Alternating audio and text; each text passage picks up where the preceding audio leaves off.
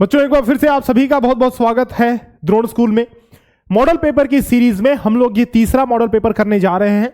और आपको बताऊं बेटा कि जितने भी मॉडल पेपर्स यूट्यूब पे अपलोड हो रहे हैं सभी को तुमको प्रैक्टिस कर लेना है, सभी की प्रैक्टिस बहुत अच्छे से कर लेनी है ताकि आप इस एंट्रेंस एग्जाम को क्लियर कर पाओ। एग्जाम बहुत नजदीक है तो ज्यादा देर अब का है नहीं, हमारे पास टाइम नहीं है, ज्यादा किसी चीज में देरी करना नहीं है, प्रैक्टिस बिल्कुल लग के करना है, बहुत अच्छे से करना है ताकि आप इस एंट्रेंस एग्जाम को क्लियर कर पाओ। ठीक है, so let us start with the model paper 3। And जैसा मैं पहले सारे मॉडल पेपर्स में कराते आया हूं, इसमें भी सारे क्वेश्चन जितने भी 80 क्वेश्चंस होंगे, टोटल 80 क्वेश्चंस हम लोग हल करने वाले हैं, सॉल्व करने वाले हैं। Mental ability, mathematics and language, ये सभी कुछ। लैंग्वेज हिंदी और इंग्लिश दोनों है तो दोनों माध्यम के विद्यार्थी इस मॉडल पेपर को देख सकते हैं। बेटा कंप्लीट देखना, पूरा देखना, प्रैक्टिस करते हुए चलना। जो चीज ना समझ में आए एक बार कमेंट सेक्शन में लिख देना, ठीक है? फिर मैं उन चीजों को एक्सप्लेन कर दूंगा अगर लगा कि बहुत अच्छा कॉन्सेप्ट है, एग्जाम में आने वाला है। आपको बताऊं कि अगर आपके भाई बहन या फिर आप ही नेक्स्ट ईयर के लिए तैयारी कर रहे हो तो नया बैच हमारा स्टार्ट हो रहा है 17 जनवरी से। तो आप एक बार इस बैच के बारे में जानकारी ले सकते हैं इस नंबर पे कॉल या व्हाट्सएप करके। 17 जनवरी से 17 इसी वाले 17 से हमारा नया बैच स्टार्ट हो रहा है 2025 के लिए। अभी तो विद्यार्थी जो एग्जाम दे रहे हैं उनका तो एग्जाम होने ही जा रहा है, हो ही रहा है। अगले साल के बच्चों के लिए हम लोग बैच स्टार्ट कर रहे हैं 2025 के लिए। 17 जनवरी से ये बैच स्टार्ट हो रहा है, एडमिशन इसमें प्रारंभ हो रहे हैं। चलो बेटा शुरुआत करते हैं मैथ से, मैथमेटिक्स से शुरू कर रहे हैं हम लोग। पहला सवाल जो है ये रहा हमारे स्क्रीन पे। सबसे पहले क्वेश्चन देखना और मेरे साथ साथ ही सॉल्व करते चलना। नहीं सॉल्व होता है तो आगे देखना, है ना? मेरे सॉल्व करने से पहले बेटा खुद ही सॉल्व करने की कोशिश करना, ये तुम्हारी स्ट्रैटेजी होनी चाहिए, तुम्हारा तरीका ये होना चाहिए, तभी आपको आएगा सवाल। वरना फिर क्या है, मैं तो यहां सॉल्व करा दूंगा और आप पता चले कि ऐसे ही पैसिवली देखे जा रहे हो, बस वीडियो देखे जा रहे हो, कुछ आ नहीं रहा समझ में। तो क्या करना है, आपको खुद ही पहले सॉल्व करना है, तब जाके समझ में आएगा। फिर मेरे तरीके को देखना है। Find the difference between the largest prime number of 2 digits and the largest even number of 2 digits. 2 अंकों की सबसे बड़ी अभाज्य संख्या और 2 अंकों की सबसे बड़ी सम संख्या। तो बेटा 2 अंकों की सबसे बड़ी अभाज्य संख्या होती है 97, 2 अंकों की सबसे बड़ी सम संख्या 98 है ना। 99 क्या होगा, वो विषम हो जाएगा। तो 98 2 अंकों की सबसे बड़ी सम संख्या और 2 अंकों की सबसे बड़ी अभाज्य यानी कि प्राइम नंबर इज 97। कह रहा है अंतर ज्ञात कीजिए बेटा, तो 98 माइनस 97 इज इक्वल टू 1। हमारा आंसर आ गया 1। ठीक, मेंटल एबिलिटी भी कराऊंगा, सारे सवाल कराऊंगा, लेकिन सबसे पहले मैथमेटिक्स कर लेते हैं एंड उसके बाद हम लोग मेंटल एबिलिटी करेंगे।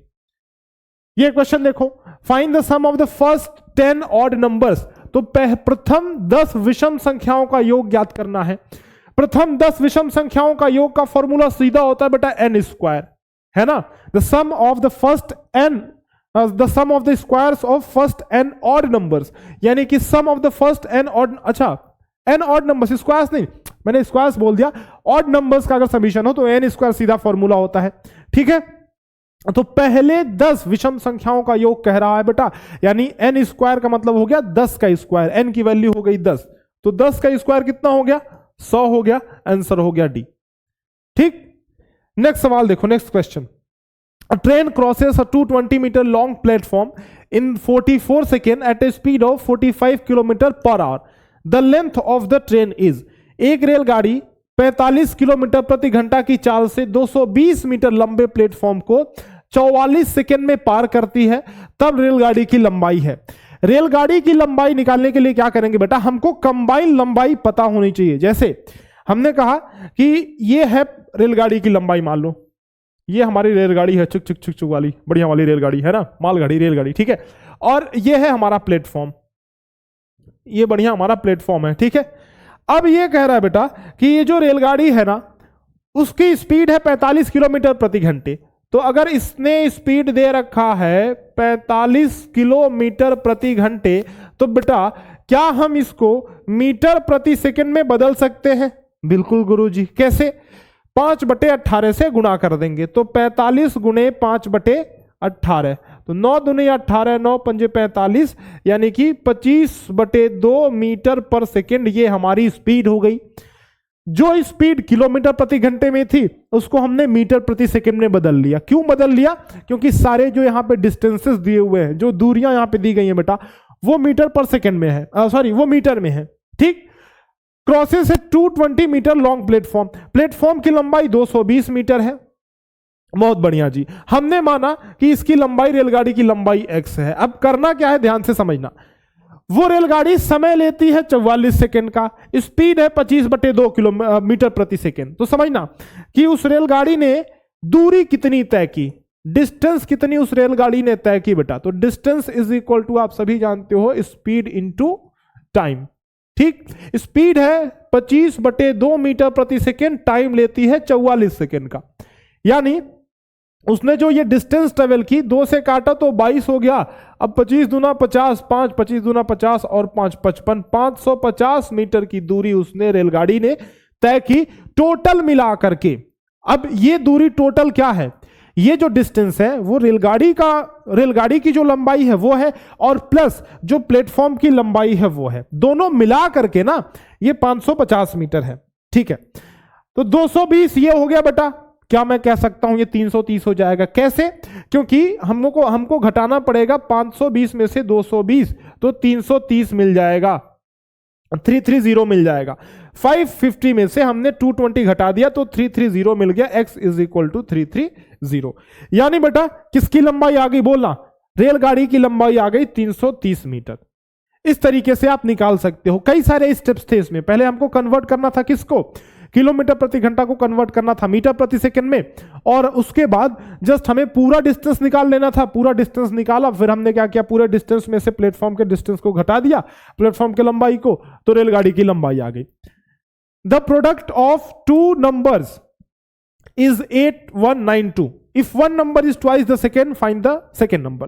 दो संख्याओं का गुणनफल इतना है, यदि एक संख्या दूसरी से 2 गुनी है तो दूसरी संख्या ज्ञात कीजिए। अच्छा, कह रहे बेटा एक संख्या दूसरी से 2 गुनी है, तो हमने दूसरी संख्या को x मान लिया, इसका 2 गुना, ये पहली संख्या 2x हो गई, 2 गुना। हमसे कह रहा है कि दूसरी संख्या के बारे में बताओ, यानी कि x की वैल्यू पूछ रहा है। दोनों का प्रोडक्ट इसने दे रखा है 8192, तो दोनों का गुणा जब हम करेंगे, यानी कि 2x इंटू x तो होना चाहिए 8192, तो 2x square is equal to 8192। अगर हम x से भाग दे दें यहां से, 2 चौके 8 और ये 2 9 18, 2 6 12, 4096 हो गया। ठीक है, बहुत बढ़िया। तो x स्क्वायर की वैल्यू बेटा हो गई हमारी 4096 है। अब 4096 का अगर x की वैल्यू निकालना चाहते हो तो √4096, तो 96 तो ये हो जाएगा 64 हमारा आंसर आ जाएगा। 4096 का स्क्वायर रूट हो गया आपका 64, ऑप्शन नंबर ए। दूसरी संख्या यानी x की वैल्यू देखो, 2x की वैल्यू नहीं, जैसे इक्वेशन में हमने बनाया जिस प्रकार से वही करना है आपको। x की वैल्यू पूछी जा रही है तो x की वैल्यू ही निकालनी है। ठीक है बेटा, चलो अगले क्वेश्चन पे चलते हैं। नेक्स्ट क्वेश्चन देखो, ये देखो, find the smallest number which when divided by 5 9 18 and 36 leaves 4 in each case. वह छोटी से छोटी संख्या ज्ञात करें जिसे इनसे डिवाइड करने पर, इन सभी से डिवाइड करने पर 4 शेष बचता है। जब भी रिमाइंडर का सवाल आए, सबसे पहले तो छोटी से छोटी संख्या पूछ रहा है ना, छोटी से छोटी संख्या मने एलसीएम, लोएस्ट कॉमन मल्टीपल, लघुत्तम समावर्त्य। लघुत्तम मतलब छोटी से छोटी संख्या, तो छोटी से छोटी संख्या पूछ रहा है और इनसे भाग देना है, यानी कि इनका एलसीएम निकाल करके और 4 उसमें ऐड कर देना है, तभी 4 शेष बचेगा। रिमाइंडर का सवाल है बेटा, रिमाइंडर बचाना है हमको, यानी हमको ऐड करना पड़ेगा क्या, 4 ऐड करना पड़ेगा। इसको करो जरा, 1 मिनट रुकना, इसको करो बेटा, कर लोगे क्या, बताना जरा मुझको।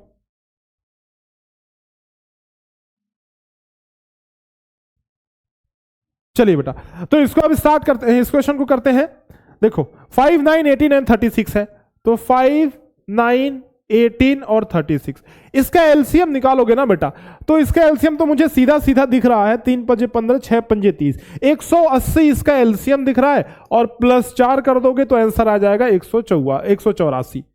ठीक है, एलसीएम निकाल लेना बेटा। एलसीएम नहीं निकाल लोगे क्या, बताओ। चलो मैं निकाल ही देता हूं यार। देखो 180 में, अच्छा मुझे कैसे पता चलेगा कि 180 एलसीएम होगा, क्योंकि 36 में 9 का भी भाग जा रहा है, 18 का भी भाग जा रहा है, यानी इन तीनों का एलसीएम तो 36 हो गया। 5 अलग से है, तो 36 गुणा 5 180, डायरेक्ट आ गया। है ना। देखो हमको एलसीएम निकालने की जरूरत नहीं पड़ी, मैंने तुमको ट्रिक बताई है। क्या ट्रिक बताया बेटा कि अगर जैसे इन तीनों नंबर्स को देखो, बड़ा वाला नंबर इन सभी से डिविजिबल है, यानी बड़ा वाला नंबर ही एलसीएम हो गया। 36 इन तीनों का एलसीएम हो गया और 5 अलग से है, 5 का मल्टीप्लाई कर दिया तो 184 आ गया, मतलब 180 आ गया। 4 शेष बचाना था तो हमने 4 ऐड कर दिया, 184 आंसर हो गया। A drum is filled with 5/6 parts with water. If 75 liters more water is required to fill it, then how many liters of water is filled in the drum? एक ड्रम पानी से 5/6 भाग भरा हुआ है। यदि इसे भरने के लिए 75 लीटर और पानी की आवश्यकता है तो ड्रम में कितना लीटर पानी भरा हुआ है? देखो एक ड्रम बेटा 5/6 भाग भरा हुआ है, तो x में से अगर 5x/6 हम माइनस कर दें, 5/6 भाग भरा हुआ है, x माना टोटल है, तो x में से 5/6 है ना, तो 5/6 x माइनस कर देना है, तो इज इक्वल टू आपका आएगा 75, क्योंकि 75 और इसमें भरना है। देखो समझो, x पूरा है, 5/6 भरा हुआ है, तो x में से 5/6 हमने घटा दिया तो हमारे पास कितना बचा? बोलो, हमारे पास बचेगा x/6 बचेगा, और वही खाली है। कह रहा है 75 लीटर पानी और चाहिए इसको भरने के लिए, तो यानी कि x में से 5x/6 घटाया तो ये हुआ बेटा 6x - 5x/6 is equal to 75, तो x/6 इज इक्वल टू 75, तो x इज इक्वल टू 75 × 6, तो ये 450 लीटर क्या हो गया?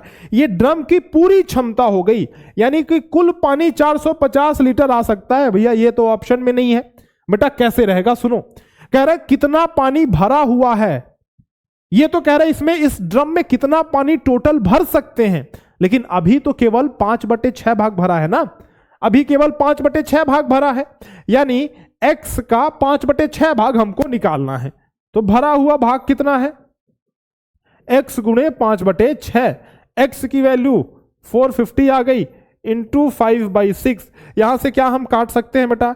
3 दूना 6 और 3 1 कम 3, 15 3 45, 150 हो गया, 75 ये तो हो जाएगा, तो 7 5 35 और फिर 75, 5 5 25, यानी कि 375, तो 375 लीटर हमारा आंसर हो गया बेटा। ठीक है, 375 लीटर, ऑप्शन सी हो गया करेक्ट आंसर। समझे? अगला सवाल देखो, इफ 2/3 पार्ट, ये सारे फ्रैक्शन के क्वेश्चन है बेटा, और देखो कितने शानदार कितने बढ़िया क्वेश्चन है। अगर इन सभी सवालों को कर लिया तो अच्छे से आप कर जाओगे, पार कर जाओगे एग्जाम को, लेकिन बहुत अच्छे से बहुत कायदे से करना जरूरी है।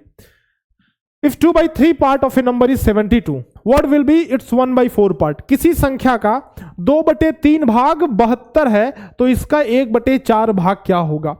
2/3 भाग 72 है बेटा, और 1/4 भाग की बात पूछ रहा है आपसे, तो आप एक काम करो, 72 किसका मान है? 2/3 का मान है ना, तो 2/3 को उल्टा कर दोगे, यानी जिसकी वैल्यू दी गई है उसको उल्टा कर दो, समझो, तो 3/2 कर दो, और 1/4 की वैल्यू पूछी जा रही है आपसे, तो 1/4 कर दो, सीधा आंसर आ जाएगा, कुछ सोचने समझने की जरूरत नहीं है। क्या किया मैंने? 72 दिया हुआ है, 72 किसका पार्ट है? कौन सा पार्ट है 72? कह रहा है कि किसी नंबर का 2/3 पार्ट है 72, तो 2/3 था ना, हमने उल्टा कर दिया, तो जैसे ही उल्टा करोगे पूरा नंबर निकल के आ जाएगा। अब उसका 1/4 तो 1/4 से गुणा कर दोगे, तो यहां देखो बेटा, 4 दूनी 8 और 8 9 72, 9 3 27 आंसर आ गया, सीधा जवाब बेटा, नो सवाल, no process, no more steps, है ना, कोई हमको ज्यादा स्टेप्स करने की जरूरत है नहीं, सीधा जवाब आ जाएगा अगर आप इस तरीके से करोगे तो। बात समझे? चलो भाई, बहुत बढ़िया, अगले क्वेश्चन पे चलते हैं बेटा। नेक्स्ट सवाल देखो, ये देखो, a labourer was kept for 40 days on the condition that he would get ₹250 on the day of work and penalty of ₹100 on the day of absence. At the end, he got ₹3000. State how many days he was absent. एक श्रमिक 40 दिनों के लिए इस शर्त पर रखा गया कि कार्य के दिन उसे ₹250 मिलेंगे और अनुपस्थिति के दिन ₹100 दंड देना होगा। अंत में उसे ₹3000 मिले, बताइए वह कितने दिन अनुपस्थित रहा। देखो, A laborer was kept for 40 days. 40 दिन के लिए उसको रखा गया। कोई एक आदमी है बेटा, इसको 40 दिन के लिए काम दिया गया कि भाई तुम आओ और यहां कंस्ट्रक्शन का काम चल रहा है, बिल्डिंग बनाने का काम चल रहा है, 40 दिन के लिए तुमको काम दिया जा रहा है। लेकिन शर्त है हमारी कि अगर तुम एब्सेंट होगे तो 100 रुपए का फाइन तुम्हारे ऊपर लगेगा, और जिस दिन तुम प्रेजेंट रहोगे उस दिन तुमको दिया जाएगा 250 रुपए पेमेंट किया जाएगा। तो अब वो डर में बटा उसको एब्सेंट होना नहीं है, क्योंकि अगर वो एब्सेंट हो जाएगा तो 100 रुपए का फाइन उसको लग जाएगा उसके ऊपर। तो 250 रुपए, जिस दिन वो प्रेजेंट रहेगा उसको 250 रुपए मिलेगा, और जिस दिन एब्सेंट रहेगा उसको 100 रुपए, उसके 100 रुपए काट लिए जाएंगे। ठीक है, तो हम आपसे कह रहे हैं कितने दिन एब्सेंट रहा। हमने माना कि भाई वो x दिन एब्सेंट रहा, मान लो कि वो x दिन एब्सेंट रहा। ठीक है, तो जब वो x दिन एब्सेंट रहा बेटा, 40 दिन के लिए काम पे रखा गया था, तो 40 माइनस x दिन वो प्रेजेंट रहेगा। बोलो ये बात समझ में आ रही है कि नहीं? अगर वो x दिन एब्सेंट रहा बेटा, तो क्या वो 40 माइनस x दिन प्रेजेंट रहेगा? भाई 40 में से x घटा दो, ये प्रेजेंट हो गया। तो जिस दिन वो प्रेजेंट था, मतलब 40 माइनस x, उस दिन तो उसको 250 रुपए मिले। ठीक है, जिस दिन वो प्रेजेंट था उस दिन उसको 250 रुपया मिला, लेकिन जिस दिन वो एब्सेंट था उस दिन उसके 100 रुपए काट लिए गए। जिस दिन एब्सेंट था उस दिन 100 रुपए काट लिए गए, कुल मिलाकर के उसको मिला 3000 रुपए। ठीक, अब इसको, इस इक्वेशन को देखो, बातों बातों में हमने इक्वेशन बना लिया, सॉल्व कर दोगे आंसर आ जाएगा। ये देखो, ये आ गया आपका 10,000 और माइनस 250x, 250x और माइनस ये 100x इज इक्वल टू 3000। यहां देखो 10,000 और minus 350x is equal to 3000, तो 350x इज इक्वल टू 7000 यहां से हो जाएगा, यानी कि x इज इक्वल टू 20 आ गया बेटा। यानी वो 20 दिन एब्सेंट रहा। समझ रहे हो बात बेटा? तो वो 20 दिन एब्सेंट रहा, ऑप्शन बी करेक्ट ऑप्शन हो जाएगा। 20 दिन वो लेबरर जो है वो एब्सेंट था। ठीक है, चलो अगले सवाल पे चलते हैं। How many prime factors of 4 to the power 9, 9 to the power 3, 7 to the power 6 are there? इस पे इसके कुल कितने अभाज्य गुणनखंड हैं, कितने प्राइम फैक्टर्स हैं, कुल इसके कितने प्राइम फैक्टर्स हैं, ये आपको बताना है। देखना बेटा, मेरी बात समझना मुन्ना, इसके टोटल जो प्राइम फैक्टर्स होंगे वो निकालने के लिए सबसे पहले ये जो बेस है ना, इसको प्राइम नंबर्स में कन्वर्ट करना होगा। कैसे करेंगे? 4 पे पावर 9 है, 9 पे पावर 3 है और 7 पे पावर 6 है। देखो जी, ये जो 7 नंबर है, ये 7 है, ये तो पहले ही प्राइम है, लेकिन जो 4 है और जो 9 है ये प्राइम नंबर नहीं है। तो क्या करना है कि इसको प्राइम नंबर में कन्वर्ट करना है, तो हम लोग लिख सकते हैं 2 इंटू 2, इस पे पावर 9 है, इसको लिख सकते हैं 3 इंटू 3, इस पे पावर 3 है, इंटू 7 पे पावर 6। ये जो पावर है ना, इस पे भी आ जाएगा, इस पे भी आ जाएगा, तो 2 पे पावर 9 इंटू 2 पे पावर 9, ये भी इस पे आ जाएगा, इस पे आ जाएगा, तो 3 पे पावर 3 इंटू 3 पे पावर 3 इंटू 7 पे पावर 6। सभी को मिला दिया जाए तो 9 प्लस 9 प्लस 3 प्लस 3 प्लस 6, तो 9 9 18, 9 प्लस 9 18 प्लस ये 6 हो गया 24 और प्लस 6 30, यानी कि टोटल 30 प्राइम फैक्टर्स,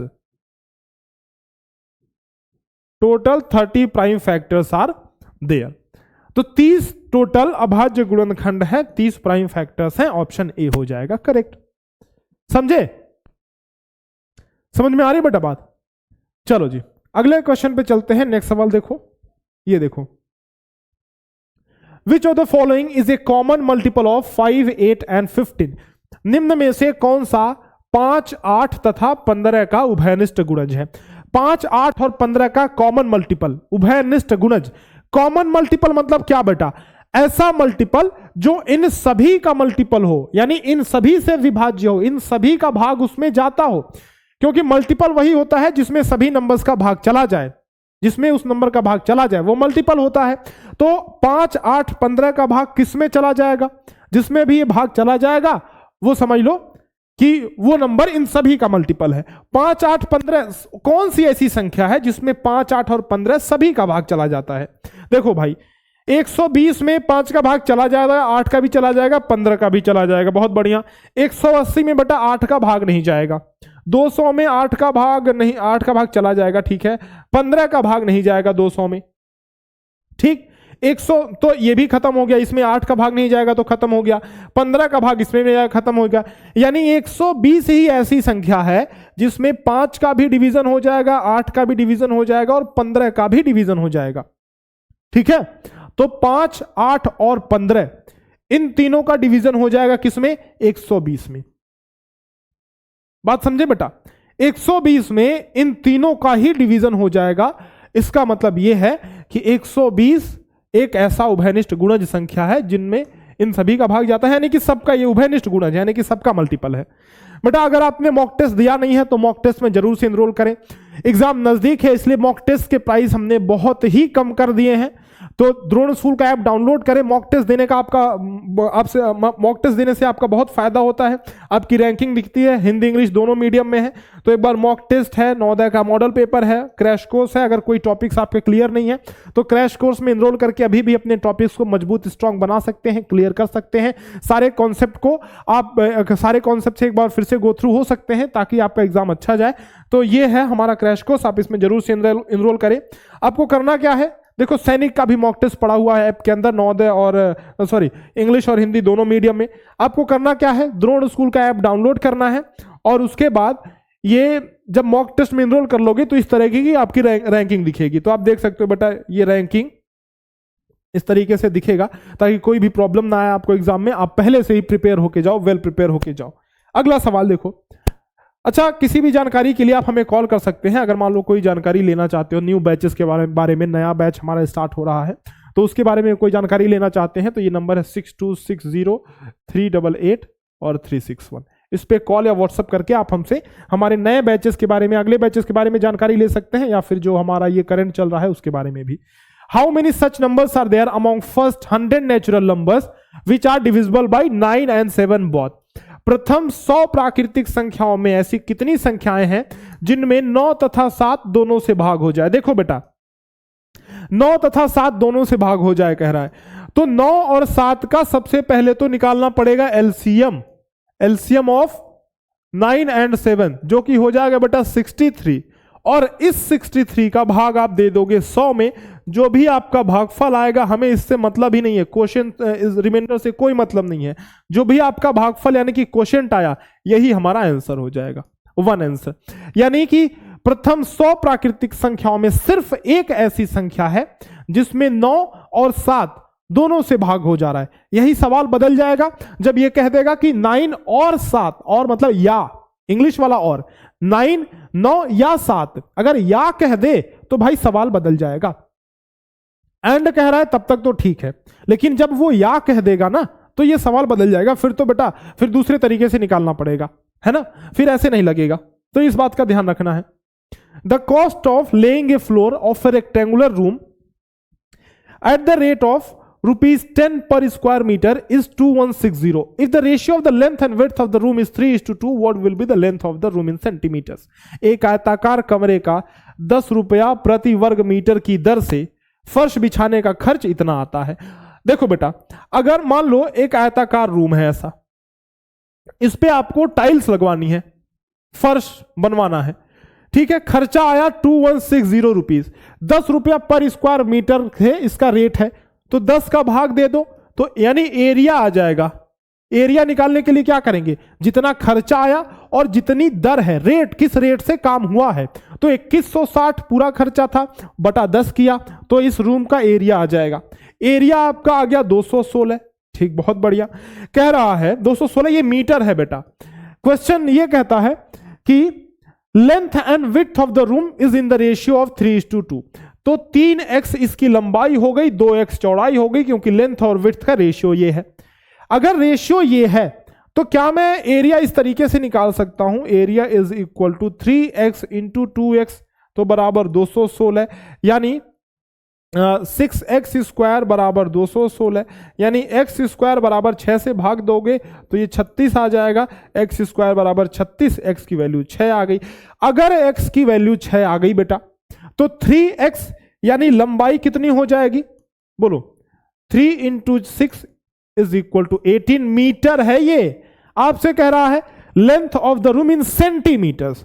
ये मीटर में लंबाई आई, सेंटीमीटर में कन्वर्ट करने के लिए क्या करेंगे बोलना मुन्ना। ये 18 मीटर है ना, सेंटीमीटर में करने के लिए 100 से गुना कर दो तो 1800 सेंटीमीटर, यानी ऑप्शन हो जाएगा हमारा बी ऑप्शन। समझे बात, बी ऑप्शन यहां करेक्ट हो गया। अगला क्वेश्चन देखो, the approximate value of 3334444 in nearest lakh is. इसका 3334444 का निकटतम लाख में मान है। निकटतम लाख में, लाख की बात कर रहा है ये, निकटतम लाख में क्या मान है इसका। देखो बेटा, निकटतम लाख में करने के लिए क्या है 3334444। जरा समझो कि ये इकाई है, दहाई है, सैकड़ा है, हजार है, 10,000 है, लाख है। ये लाख है।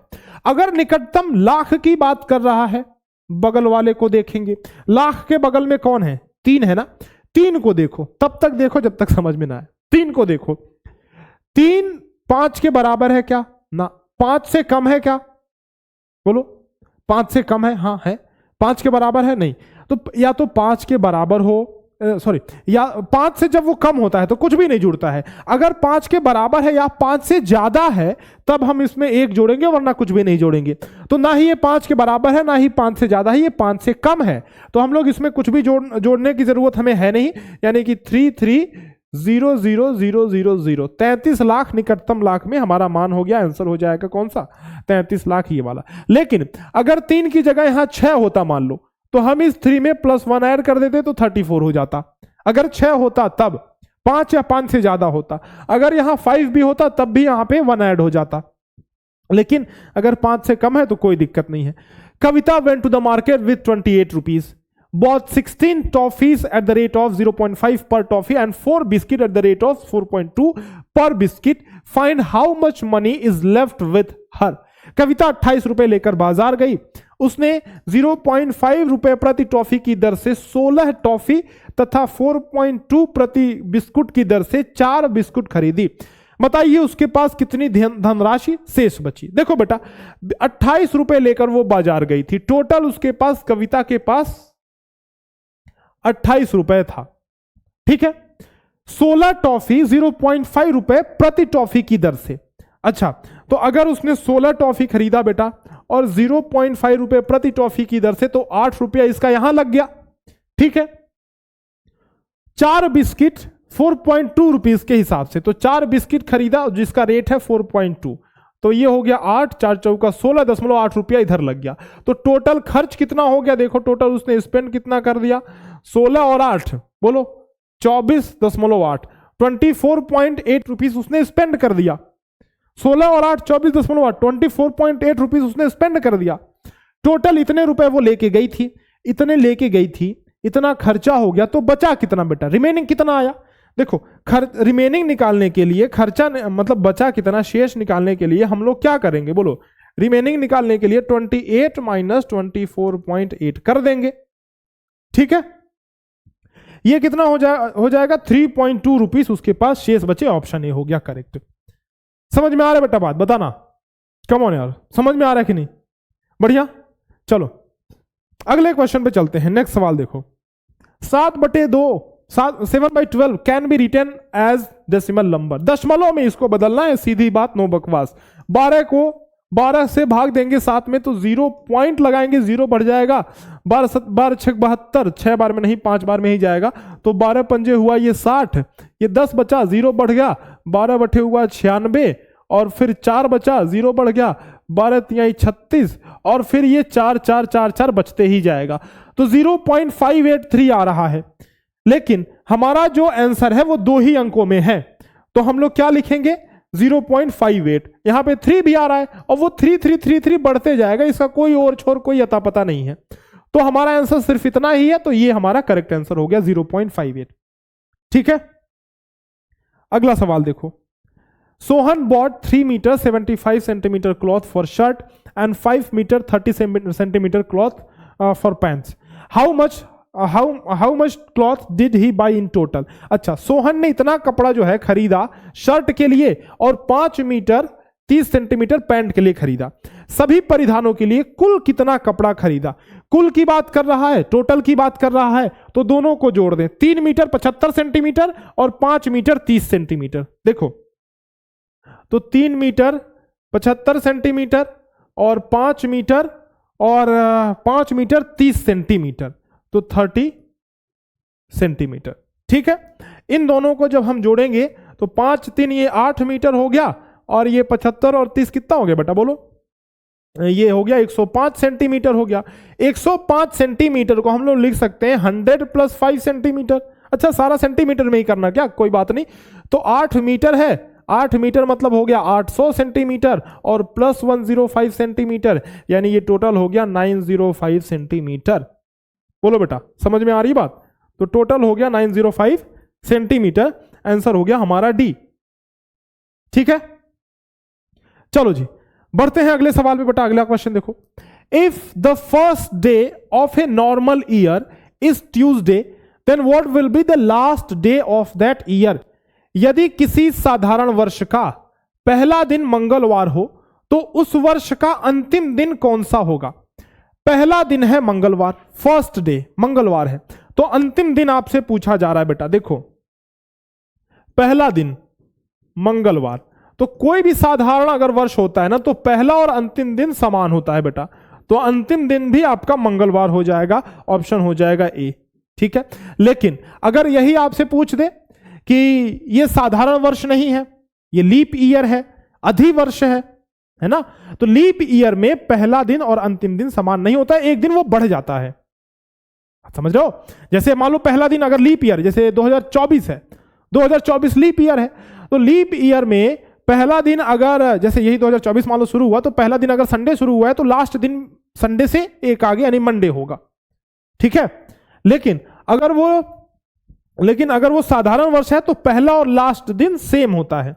ग्राफ का सवाल करो, ये सवाल नया सिलेबस में जोड़ा गया है, ये पैटर्न मतलब ये ग्राफ का जो आपका सिलेबस है, तो इसको ध्यान से करना है बेटा थोड़ा, है ना, इसको समझते हुए चलना है।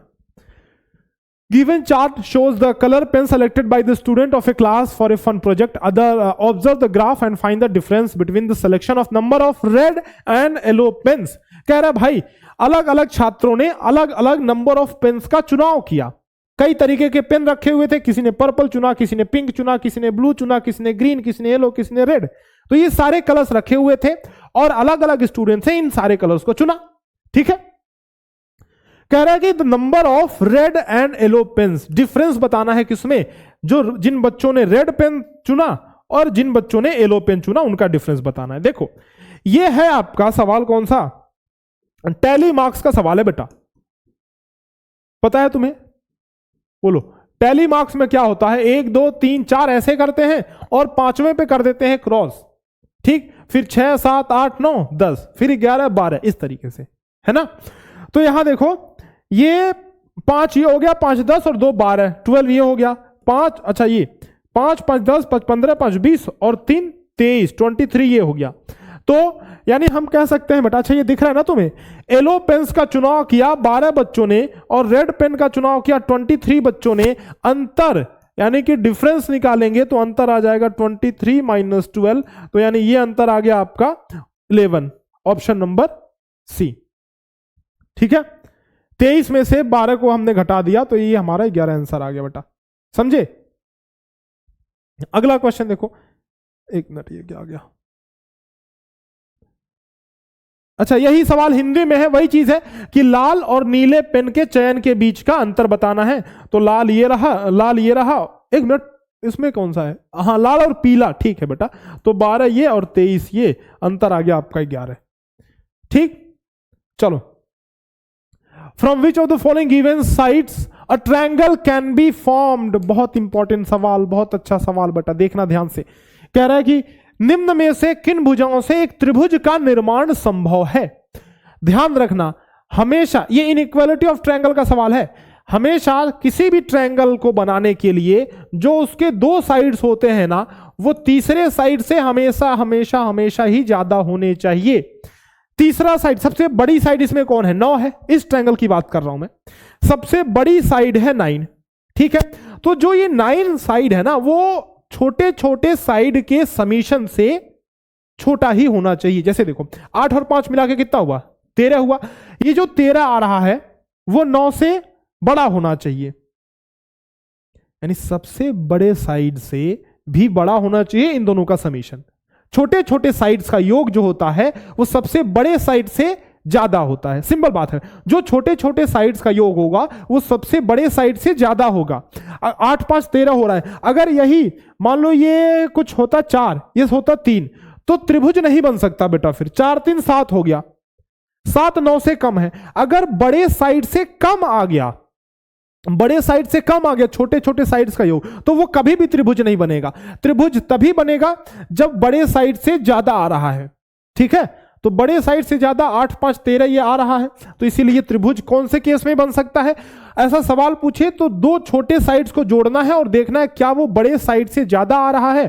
तो देखो दो छोटे साइड्स को जोड़ेंगे, 8 7 15, ये भी 15, बराबर पे भी काम नहीं चलने वाला। 20 10 30, ये 32 छोटा ही आ रहा है। ये देखते हैं 20 10 30, ये 35 है, तो ये भी छोटा आ रहा है। 30 और 18 48 और ये 40 है, तो 48 है और ये 40 है, यानी ये बड़ा आ रहा है ना, तो यही सही आंसर है। इसी से निर्माण संभव है। ठीक है, लास्ट क्वेश्चन आ जाओ, ये मैथमेटिक्स का, और उसके बाद से बेटा ये मैथमेटिक्स के बाद हम लोग मेंटल एबिलिटी करने वाले हैं, and then will go with the language section. डरना नहीं है, सारी चीजें हम करेंगे। ठीक,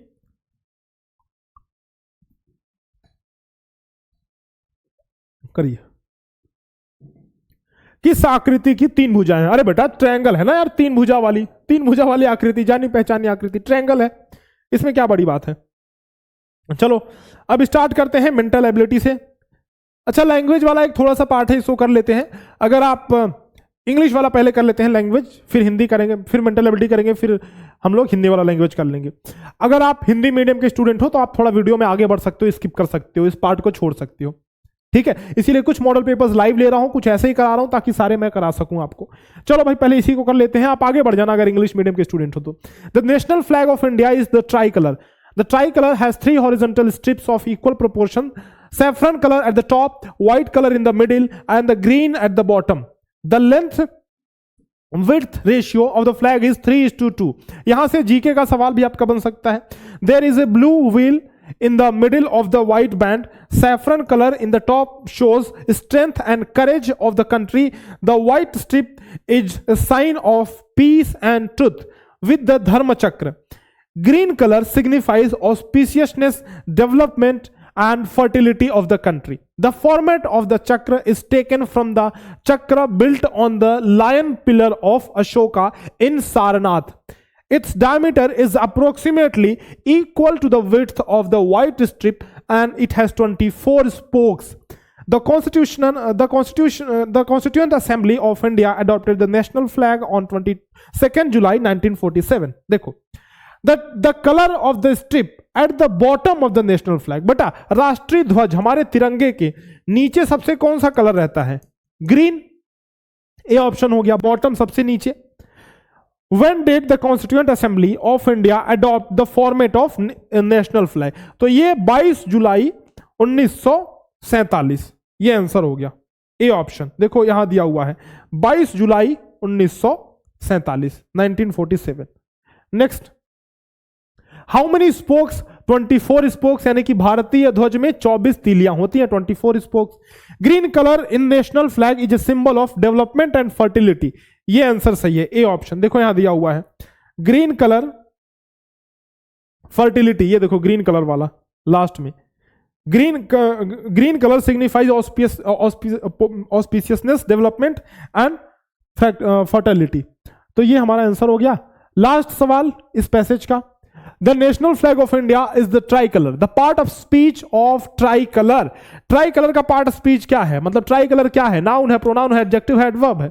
Tricolor हमारा तिरंगा, मतलब किसी चीज को दर्शा रहा है, किसी प्लेस, किसी वस्तु, व्यक्ति या स्थान के नाम को, या किसी भाव के नाम को हम लोग क्या बोलते हैं? या किसी स्टेट को, है ना, किसी अवस्थिति को हम लोग बोलते हैं नाउन। ठीक, तो ये बेटा ट्राइकलर हमारा क्या है? नाउन है। ठीक है, नेक्स्ट क्वेश्चन देखो, passage 2। Uttarakhand is a state located in north India. Uttarakhand एक स्टेट है जो नॉर्थ इंडिया में लोकेटेड है, which was formed on 1 November 2000 as the 27th state of Republic of India after several years of agitation. ठीक है. From 2000 to 2006, it was known as Uttaranchal. The borders of this state lie with Tibet in the north and Nepal in the east. Himachal Pradesh is the west and Uttar Pradesh in the south are the states bordering it. Before its formation in 2000, it was a part of Uttar Pradesh. Dehradun, being the interim capital of Uttarakhand, is the largest city of this state. Uttarakhand is also known as the birthplace of Chipko movement, Chipko Andolan. The present Chief Minister of Uttarakhand is Trivendra Singh Rawat and the governor is Baby Rani Maurya. ठीक है, उत्तराखंड के बारे में दिया गया है. Former name of Uttarakhand is, तो इसके पहले वाला नाम 2000 से 2006 के बीच में उत्तराखंड का नाम था उत्तरांचल. पैसेज में दिया है option A. Which of the following movement is birth place of Uttarakhand. तो चिपको आंदोलन जो था वो बर्थ प्लेस था उत्तराखंड. अभी हमने पढ़ा कि चिपको मूवमेंट, चिपको आंदोलन. Uttarakhand is bordered by which country in the east. देखो ईस्ट में किस कंट्री से ये घिरा हुआ है, देखते हैं. देखो north and Nepal in the east, यानी कि ईस्ट में वो नेपाल से घिरा हुआ है. उत्तराखंड के ईस्ट में कौन है बेटा, नेपाल है. तो हमारा आंसर हो गया ये Nepal. Uttarakhand has been carved out of which state. Uttarakhand किस स्टेट से टूट करके बना है, तो उत्तर प्रदेश से. पैसेज में दिया है. The borders of this state lie with Tibet in the north and Nepal in the east. The singular form of borders is. borders का singular form, ये plural है, बहुवचन है, तो singular form क्या हो जाएगा, borders का s लास्ट में लगा हुआ है वो s हट जाएगा, माने border हो जाएगा, ये आपका singular form हो जाएगा. ठीक है बेटा. तो border ऑप्शन ए आपका सही हो गया. ये BORDA नहीं रहेगा, ई स्पेलिंग में ई रहता है, तो ए ऑप्शन हो गया. ठीक, चलो अब पैसेज नंबर 3 पे आते हैं. ये नंबरिंग पे ध्यान मत देना बेटा, ये उल्टा सीधा नंबरिंग हो गया है. इधर क्या करें आप, जल्दीबाजी में हो जाता है. ठीक है, तो ये नंबरिंग पे ध्यान मत देना, थोड़ा इस पे देखो. Passage number 3. कुकू और कोकिल is a bird of cuckoo family whose scientific name is Eudynemis scolopecis. The cuckoo looks like a crow, but the crow's voice is hoarse while the cuckoo's voice is melodious. The male cuckoo is black with bluishness. The female has speckled brindle like a pheasant. Only the male cuckoo sings. Nest parasitism is the special quality of the bird of this family. That is, they do not make its own nest. The female cuckoo does not build a nest. It lays its eggs in another bird's nest. Cuckoo is found all over the world except Antarctica, Africa, Asia, Europe are its main habitats. The average length of a cuckoo bird is 10 to 11 inches. The world's largest cuckoo is named channel-billed cuckoo. The average lifespan of cuckoo is 4 to 6 years. The cuckoo is also the state bird of Jharkhand. यानी कोयल के बारे में ये पूरा का पूरा passage है कि किस तरीके से वो अपने अंडे दूसरे के घोंसले में देती है, कहाँ की ये स्टेट बर्ड है, कौन सी सबसे लंबी कोयल है, उसके बारे में ये दिया गया है. तो अब देखो पहला सवाल क्या है. The voice of crow is hoarse, मतलब उसका जो कौवे की वॉइस कैसी कां जैसी आवाज होती है ना, नहीं बोलते हैं कि तुम्हारी आवाज बिल्कुल कौवे जैसी है, तो बहुत खराब वॉइस है, बहुत खराब आवाज है. होर्स दिया हुआ है पैसेज में. Which bird does not make its own nest. Cuckoo, यानी कि कोयल के बारे में दिया गया है कि cuckoo does not make its own nest. The state bird of Jharkhand, Jharkhand की स्टेट बर्ड कौन सी है बेटा, कुकू यानी कि कोयल. The colour of a male cuckoo, male cuckoo का कलर कैसा होता है, बोलो. मेल कुकू का कलर यहां देखते हैं क्या लिखा हुआ है. Pigeon the special quality does not build nest. The male cuckoo is black with bluishness, यानी ब्लैक कलर होता है, कुछ ब्लूइशनेस थोड़ा बहुत उसमें नीलेपन लिए हुए वो ब्लैक में होता है. तो ब्लैक कलर, मेल कुकू का कलर होता है ब्लैक, यानी ऑप्शन हो गया ऑप्शन हमारा बी. लास्ट सवाल देखो. The Kuku is also the national bird of Jharkhand. What is the part of speech of the underlined word? तो is यहां पे क्या है बेटा, the cuckoo is also, is आपका है वर्ब, ये हेल्पिंग वर्ब है ना, किसी चीज को दर्शाने के लिए. हाँ वो चीज है, उसकी स्थिति दर्शाने के लिए, पॉजेसिव दर्शाने के लिए, ओनरशिप दर्शाने के लिए ये हेल्पिंग वर्ब का यूज किया जाता है. तो is एक वर्ब हो गया आपका. नेक्स्ट देखो, मैग्नेट के बारे में दिया गया है.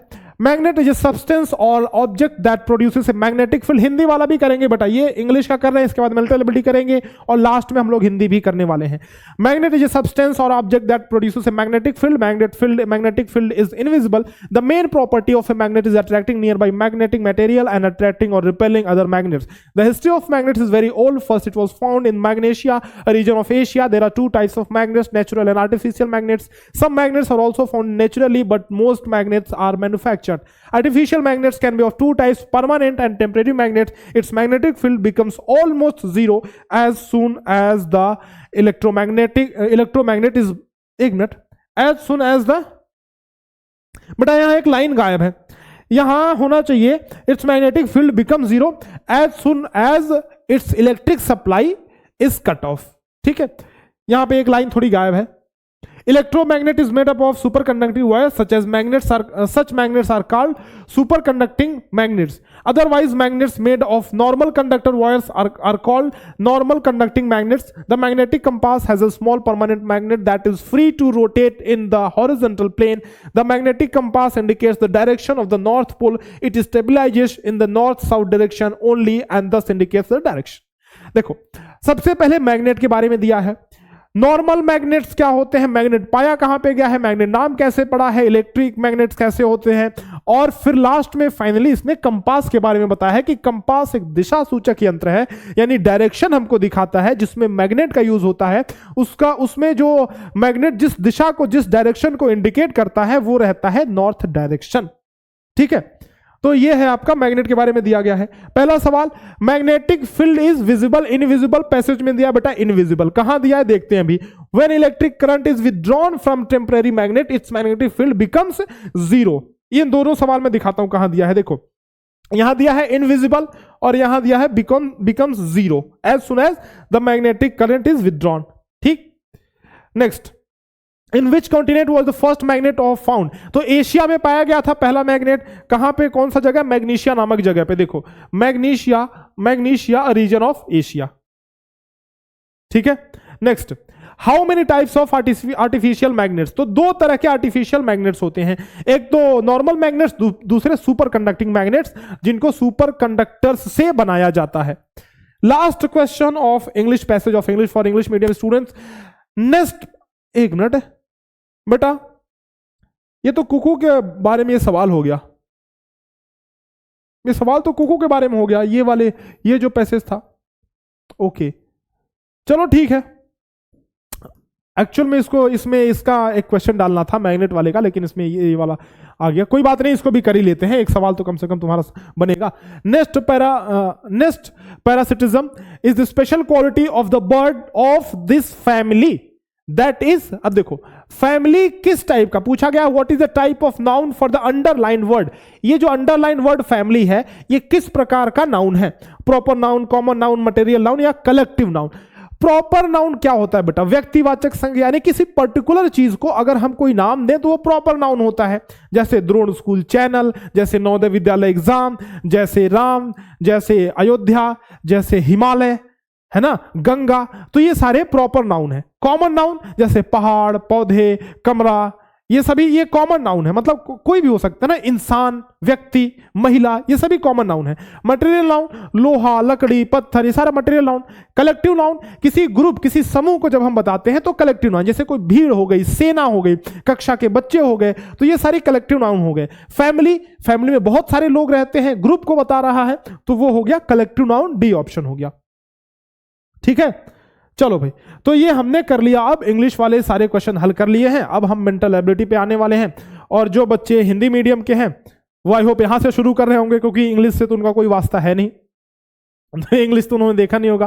खैर, मेंटल एबिलिटी से स्टार्ट करते हैं, और लास्ट में हिंदी को भी मैं कराने वाला हूं, तो उसके बारे में चिंता बिल्कुल नहीं करनी है। ऑड मैन आउट से स्टार्ट करते हैं। देखना बेटा, ये सूरजमुखी का फूल है, सूरज की तरफ इसका मुंह है, इसका मुंह भी सूरज की तरफ, इसका मुंह भी सूरज की तरफ। ये भैया नाराज होकर दूसरे तरफ मुंह किए हुआ है, इसीलिए ये ऑड मैन आउट सबसे अलग हो गया। नेक्स्ट, सेब है, लौकी है। अच्छा, यहां पे लिख देता हूं मैं बेटा, ये सेब है, यहां लिखा हुआ आ जाएगा, ये लौकी है, ये केला तो दिख ही रहा है, और ये आम है। ठीक है, ये केला है। इनमें कौन सा डिफरेंट है भाई, 1 2 3, ये सारे फल हैं, ये सब्जी है, तो ये डिफरेंट हो गया। नेक्स्ट सवाल देखो, ये रिसाइकिल बिन, ये रिसाइकिल से संबंधित है, रिसाइकिल संबंधित है, ये भी कचरे से संबंधित, तो कचरा रिसाइकिल बिन उस चीजों से संबंधित है, एनवायरमेंट से संबंधित है, ये तीनों चीजें। ये CFL बल्ब है, सबसे अलग है ना। इसको पत्ती मत समझना बेटा। ये रिसाइकिल बिन का साइन आपने देखा होगा, डिब्बे पे रहता है, कचरे के डिब्बे पे, किसी पैकेट पे रहता है, कोई फूड पैकेट आप खरीदते हो तो उस पे रहता है, या फिर कोई भी मटेरियल आप खरीदते हो तो ऐसा साइन लगा रहता है जहां पे उसका मतलब ये कि उसको रिसाइकिल कर रहे हैं। ठीक है, तो ये हो गया आपका। नेक्स्ट ये देखो, ये सारे हमारे सेंस ऑर्गन्स हैं। नोज स्मेल करने के काम आता है, कान सुनने के काम आता है, त्वचा स्पर्श करने के काम आता है। ये तो पूरा का पूरा चेहरा है बेटा, तो ये अलग हो गया सबसे। बाकी ये सभी चेहरे के, अब ऐसा मत समझना कि भाई ये चेहरा है, चेहरे के अंग है, नहीं, इसमें आपके सेंस ऑर्गन्स दिए गए हैं, समझे, इसमें सेंस ऑर्गन्स दिए गए हैं, इस चीज का ध्यान रखना है। चलो सिमिलर फिगर क्या ही कराना बेटा, सिमिलर फिगर ये कर लेना, मैं दिखा दे रहा हूं तुमको सिमिलर फिगर कौन सा है, देख लेना, अब ये कर लेना, कमेंट सेक्शन में लिख देना ये चारों सवाल। मैं इसको नहीं करा रहा हूं सिमिलर फिगर, तो आपको देखकर बताना है कि इसके जैसा कौन है। अब देख लो ना कौन सा है बेटा इसमें इसके जैसा, इसको कराने का कोई मतलब है नहीं, तो ये देख लो आप। वैसे मैंने क्वेश्चन रख दिया है ताकि पूरा मॉडल पेपर बनाया जा सके। पैटर्न पे आते हैं। पैटर्न, भोले बाबा का त्रिशूल, देखो भोलेनाथ का त्रिशूल कुछ ऐसा बनेगा और यहां पे ऐसा पैटर्न आ जाएगा, तो ये पैटर्न बेटा हमको डी ऑप्शन में दिख रहा है। ठीक, तो डी ऑप्शन करेक्ट हो गया। नेक्स्ट चले अगला सवाल। ये देखो यहां पे पैटर्न कैसा बनेगा, ये जो त्रिभुज है वो पूरा पहले तो ऐसा बन जाएगा, ठीक, और ये ओवल शेप ऐसे आ जाएगा, तो ये पैटर्न हमें देखने को मिलेगा, ऑप्शन हो जाएगा बी हमारा। नेक्स्ट ये पैटर्न देखो, यहां इसको पूरा करेंगे, ये लाइन तो आएगी, तो ये लाइन देखो इसमें है, इसमें नहीं है, तो ये खत्म हो गया, इसमें भी ये लाइन है, ये भी खत्म हो गया, इसमें भी नहीं है ना। अब एक चीज और देखते हैं कि ये भी लाइन यहां पे आएगी ऐसे, तो ये लाइन इसमें आई हुई है, जबकि इसमें पूरी लाइन यहां नहीं है, तो ये अच्छा इसमें भी पूरी लाइन है, मतलब बी और सी और ए में टक्कर है। देखते हैं सी और ए में अगर टक्कर बेटा, तो एक लाइन ऐसी भी तो आएगी जो कि यहां पे नहीं है, तो ये भी खत्म हो गया, तो सी ऑप्शन हमारा बचा, चूंकि ये ऐसा है। ठीक, पैटर्न कंप्लीट हो जाएगा। नेक्स्ट देखो, नेक्स्ट यहां पे क्या है, ऐसा है, तो पहले तो ऐसे ऐसे एक लाइन आएगी बेटा। अब एक चीज यहां पे समझना, मैं बताता हूं तुमको, एक काम करो, ये चीज ना यहां पे जब कंप्लीट करोगे तो यहां भी एक चीज ऐसे आ जाएगी जैसे इधर है, तो ये रेखा ऐसे इधर आ जाएगी, ये लाइन ऐसे आ जाएगी, रेखा ऐसे, तो यहां पे इस तरीके से कुछ आएगा। देखते हैं, तो पहले तो ऐसे आएगा, ए ही ऑप्शन है बेटा, देखो ना ये दो चीजें हमने देख लिया, यहां पे ये पहले आ गया इधर और ये आपका इधर आ गया, ए ऑप्शन हो गया करेक्ट। ठीक है, नेक्स्ट क्वेश्चन देखो, सीरीज वाले सवाल पे आते हैं। सीरीज वाले में क्या है, देखो ये जो बॉल है एक एक सीढ़ी ऊपर चढ़ते जा रहा है, तो इस पे चढ़ा, इस सीढ़ी पे, फिर इस सीढ़ी पे चढ़ा, फिर ये सबसे ऊपर चढ़ जाएगा, सबसे ऊपर चढ़ जाएगा, ये हो सकता है या ये हो सकता है। देखो यहां से एक एक सीढ़ी कम हो रहा है, एक सीढ़ी ये गायब हो गया, ये गायब हो गया, ये भी गायब हो जाएगा, तो यानी कि सिर्फ इतना बचेगा, सी ऑप्शन सीरीज। नेक्स्ट देखो, एक आकृति, दो आकृति, तीन आकृति, तीन फिगर, तो अगले वाले में चार फिगर, ये हो ही नहीं सकता तीन फिगर, ये हो ही नहीं सकता तीन फिगर है। देखो एक फिगर शेडेड जरूर रहेगा, ये इसमें एक ही है तो कोई बात नहीं भाई, इस पोजीशन पे जो फिगर है वो शेडेड हो जा रहा है, वो काला हो जा रहा है, तो सी ऑप्शन हो जाएगा, उसमें कोई काला नहीं है। इस पोजीशन पे जो फिगर इस पोजीशन पे है वो काला हो जा रहा है। ठीक है, नेक्स्ट देखो इसमें क्या है भाई, देखो इसका डायरेक्शन इधर, इसका डायरेक्शन इधर, इसका डायरेक्शन इधर, तो पहला डायरेक्शन तो उधर रहेगा, यानी ये दोनों तो खत्म हो गए, इसका डायरेक्शन इधर है, इसका डायरेक्शन इधर है। अब देखते हैं, अब इसमें गोलों की संख्या 1 2 3 4, इसमें भी 1 2 3 4। अब ये शेडिंग देखना, ये काला हुआ, इसके ऊपर वाला काला हुआ, इसके ऊपर वाला काला हुआ, फिर इसके ऊपर, यानी कि ये वाला काला हो जाएगा, यानी कि सी वाला ऑप्शन करेक्ट होगा, डी नहीं। ठीक है, नेक्स्ट देखो इसमें क्या है बेटा, समझना मेरी बात। अच्छा देखो ये दोनों एक जैसे हैं यार, तो ये दोनों एक जैसे हो जाएंगे, यानी कि इसी को फाइंड आउट करना है, कौन सा, बी ऑप्शन हो गया। नेक्स्ट एनालॉजी देखो, एनालॉजी में क्या हो रहा है, देखो जो ये दो फिगर्स आपस में जुड़ रहे हैं, तो आउटर बाउंड्री को हमने ले लिया और अंदर एक और ऐसा बना दिया, तो हम क्या करेंगे, आउटर बाउंड्री को ले लेंगे और अंदर एक और ऐसा बना देंगे, तो ऑप्शन हो जाएगा ए करेक्ट हमारा। ठीक है, नेक्स्ट क्वेश्चन देखो, यहां पे देखो बेटा ये स्क्वायर है ना, तो 1 2, और मतलब हमने किया क्या है, देखो एक्चुअल में किया ये है कि यहां से लाइन खींच दी, यहां से लाइन खींच दी, तो इसमें भी यहां से लाइन खींच देंगे और यहां से लाइन खींच देंगे, तो कुछ ऐसा बनेगा, सी ऑप्शन। ठीक है, नेक्स्ट, यहां क्या पैटर्न आ रहा है, क्या पैटर्न नजर आ रहा है, इन दोनों में क्या संबंध है भाई? एक गायब हो जा रहा है, सिंपल सी बात है, एक गायब हो जा रहा है। दो है, तीन है तो दो हो गया, तो दो है तो एक हो जाएगा, है ना, एक हो जाएगा। लेकिन ये तो हो ही नहीं सकता, ये हो ही नहीं सकता, और बीच में कहां से टपक पड़ा भैया? जहां है उसी पोजीशन पे रहेगा, बस एक गायब हो जाएगा। तो बी वाला ऑप्शन होगा, ये वाला गायब हो गया, बीच में थोड़ी ना आ जाएगा ये। ठीक, नेक्स्ट देखो, ये दोनों मिला करके पूरा हो जाता है, यानी सर्कल बन जाता है। तो ये भी ऐसा कुछ होगा कि इन दोनों को मिला करके पूरा हो जाए, ये पूरा स्क्वायर बन जाए। सी ऑप्शन हो गया। आ जाओ फिगर कंप्लीशन पे आते हैं बेटा, जल्दी जल्दी थोड़ा कर रहे हैं क्योंकि हमारे पास समय है नहीं, समय का बहुत अभाव है, समय टाइम बहुत कम है हमारे पास, तो इसलिए ज्यादा से ज्यादा हम लोग मॉडल पेपर करने की कोशिश करेंगे, कम से कम टाइम में करने की कोशिश करेंगे। आपको ज्यादा वहां टाइम नहीं मिलने वाला है, तो इसीलिए जितने कम समय में आप कर पाओ उतना ही अच्छा है आप सभी के लिए। यहां देखो, ये फिगर बेटा यहां रोटेट करके फिट करोगे तो हो जाएगा, फिट हो जाएगा इसमें। नेक्स्ट, कमेंट सेक्शन में लिखते चलना बेटा यहां पे। अच्छा अभी लिख करके जरा बताओ, या फिर लास्ट में ही लिख देना, कभी भी लिख देना, लेकिन लिख करके बताना कमेंट सेक्शन में कि कितने सवाल तुम्हारे सही हुए टोटल आउट ऑफ 80, लास्ट में लिख देना। और इन सब के कुछ कुछ के जवाब भी कमेंट में लिखते चलना। इसमें देखो कौन सा फिट हो जाएगा बेटा, इसमें ऐसे ऐसे ऐसे ऐसे और ऐसा, ऐसा कौन सा फिगर ऐसा दिख रहा है? इसमें बेटा दिख रहा है बी ऑप्शन। ठीक, बी ऑप्शन करेक्ट हो जाएगा। नेक्स्ट देखो, नेक्स्ट हो जाएगा आपका ये बी, इसमें फिट हो जाएगा, बी आकर के इधर फिट हो जाएगा, बी ऑप्शन ये हो गया। अगला सवाल, अगला सवाल देखो, ये तो होगा नहीं जी, ये तो खत्म, पहले ही खत्म है, और ये तो बहुत पतला है तो ये भी नहीं होगा, और सी में देखा तो ये बहुत छोटा है, डी में ये ऊपर तक गया है तो डी ऑप्शन हो जाएगा करेक्ट, ये आकर के यहां पर फिट हो जाएगा। ठीक, नेक्स्ट सवाल देखो, मिरर इमेज देखो, मिरर इमेज कैसा है? यहां पे ये स्टार्स हैं, 3 स्टार्स हैं इधर, अगर तुम ध्यान से देखोगे, देखो एक स्टार तो ऐसा हो गया, एक स्टार हो गया, दूसरा स्टार देखना ऐसे, मतलब दूसरा स्टार है फिर तीसरा भी स्टार है, तो 3 स्टार, इसमें 2 ही है, इसमें 2 ही है, इसमें ये डी वाला सही हो जाएगा। मिरर इमेज मतलब ऐसा ही बनेगा इसका ऊपर, ध्यान से देखोगे तो समझ में आ जाएगा। वैसे ही दिख रहा है, ये बहुत ज्यादा वो है ना, बहुत ज्यादा कॉम्पैक्ट फिगर है, इसमें बहुत सारा चीज है, जबकि ये बहुत विरल है, बहुत छोटे छोटे हैं, बहुत बहुत अलग अलग है, दूर दूर है। ये देखो, इसमें इधर की तरफ ये इसका मुंह है, इसका मुंह इधर की तरफ आ गया, ऐसा और ऐसा, तो ऑप्शन कौन सा? ए ऑप्शन हो गया। नेक्स्ट आओ, अगला क्वेश्चन, ये घड़ी देखो, मिरर इधर है ना बेटा, तो मिरर नीचे है, मिरर का पोजीशन देखना है, ऊपर है, साइड में है, नीचे है। यहां देखो, इसको जब उल्टा करोगे तो ये जो पार्ट है वो नीचे आ जाएगा, घड़ी का बटन ये जो है, और ये पूरा तो ऐसे होगा ही होगा, ये यहां पे आ जाएगा ना, ना ना, ये आपका इधर आ जाएगा, इधर। ठीक, इस तरीके का कुछ बनेगा बेटा, तो डी ऑप्शन बन रहा है, देखो डी ऑप्शन। नेक्स्ट, ये ऐसा है, इसको तुम ऐसे पलट दोगे तो इधर आ जाएगा, यानी कि ये कुछ ऐसा आ जाएगा, ऐसा, और ये यहां आ जाएगा, ये यहां आ जाएगा, तो कौन सा हो जाएगा? A option. हाँ, ए ऑप्शन, इसके अलावा कोई नहीं।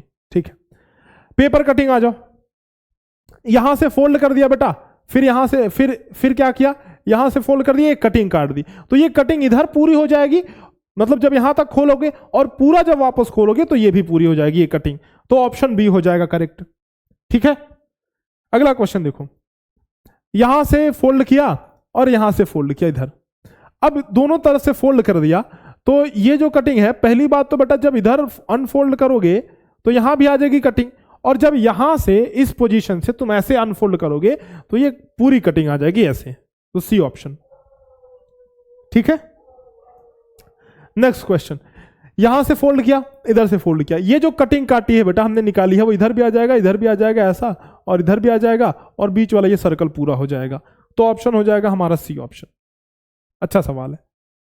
नेक्स्ट देखो, ये डिजाइन चारों तरफ बन जाएगी, तो डिजाइन चारों तरफ ए ऑप्शन, देखो ऐसा है, ये डिजाइन, ये डिजाइन, ये कौन सा, हाँ ये डिजाइन चारों तरफ बन जाएगी, तो ऑप्शन ए करेक्ट हो जाएगा। नेक्स्ट क्वेश्चन देखो, स्पेस विजुअलाइजेशन का, यानी यहां पे हमको क्या करना है, सभी फिगर्स को जोड़ करके बताना है कि क्या बनेगा, तो इन सबको जोड़ करके बनाएंगे, और बेटा डी ऑप्शन दिख रहा है, देखो ये पहला उधर है, ये वाला यहां है, और ये वाला आपका ये है।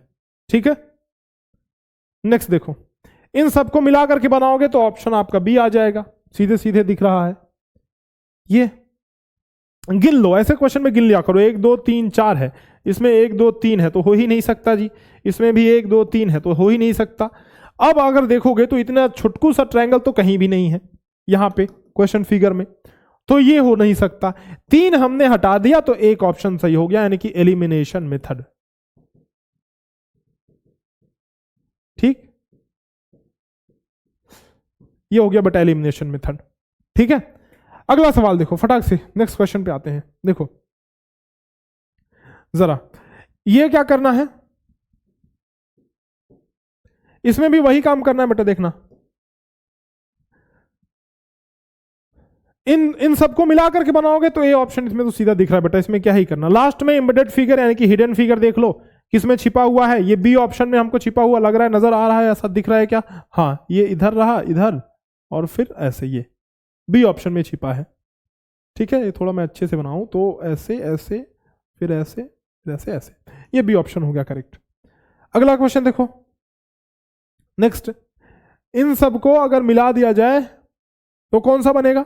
ये डी ऑप्शन देखो, ऐसे, और ये इधर हो गया, ये इधर हो गया, ये डी ऑप्शन, ऑप्शन डी हो गया।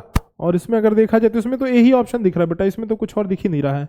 ये ऑप्शन ऐसे ऐसे ऐसे और ऐसे। ठीक, नेक्स्ट लास्ट क्वेश्चन है, देखो ये तो इसमें दिख रहा है, दिखा, मिला? ठीक है बेटा, तो इस तरीके से हमने मेंटल एबिलिटी के सारे सवाल कर लिए, इंग्लिश मीडियम का इंग्लिश कर लिया और मैथमेटिक्स भी दोनों मीडियम के कर डाले। अब जो बच्चे इंग्लिश मीडियम के हैं कमेंट में लिखो बेटा, अभी के अभी लिखो बेटा तुम्हारे कितने नंबर आए। हिंदी मीडियम से शुरुआत करते हैं, जो बच्चे यहां तक आ गए हैं कमेंट में लिखेंगे वाह गुरुजी वाह। ये कमेंट सेक्शन में लिख देना बेटा, ये तुम्हारा डायलॉग एक बार लिख देना, मैं समझ जाऊंगा कि तुम लोगों ने यहां तक देखा हुआ है। वाह गुरुजी वाह एक बार कमेंट सेक्शन में लिख देना। मॉक टेस्ट वगैरह में इनरोल करो बेटा, ताकि तुम्हारी परफॉर्मेंस बूस्ट हो पाए, बहुत अच्छे से इस एग्जाम को क्लियर कर पाओ। क्रैश कोर्स है तो क्रैश कोर्स में इनरोल कर सकते हो। फाइनली अगर आपको थोड़ा सा रिवीजन वगैरह करना है तो आप कर सकते हो। मॉक टेस्ट में रैंकिंग वगैरह इस तरीके से दिखते हैं, आपको बता ही चुका हूं। चलिए हिंदी भाषा करते हैं, हिंदी लैंग्वेज स्टार्ट करते हैं हम लोग।